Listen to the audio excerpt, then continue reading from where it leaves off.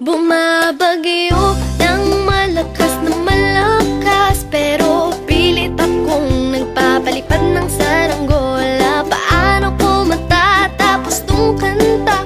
Nahihirapan ako kapag wala ka. Mas bagay ba kung umpisahan ko sa ako'y iyong namimiss rin ba?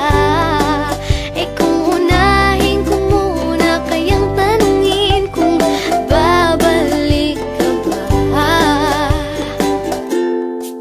Kasi naman ikaw pa rin ang unang pumapasok sa isip ko kapag kailangan ko ng tulong sa pagsusulat ng kanta.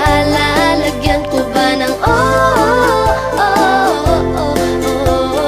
la la la la la la, o kaya ng pa para pa pa pa pararap,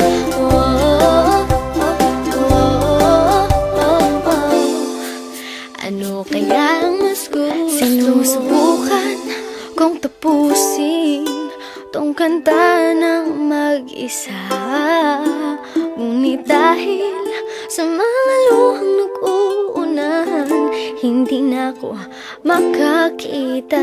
Gusto na kitang makita, di lang dahil sa itatanong ko kung mas bagay ba kung tatapusin ko na lang sa patawarin mo sana. Paano kung ihuli ko na lang kaya ang paalam na?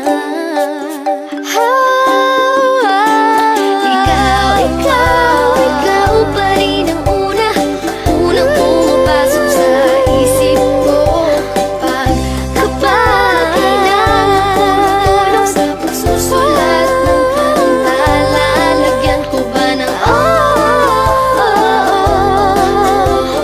la la la la la, o kaya ng pa pa pa pararap,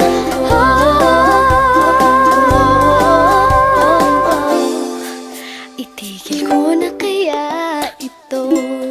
Ikaw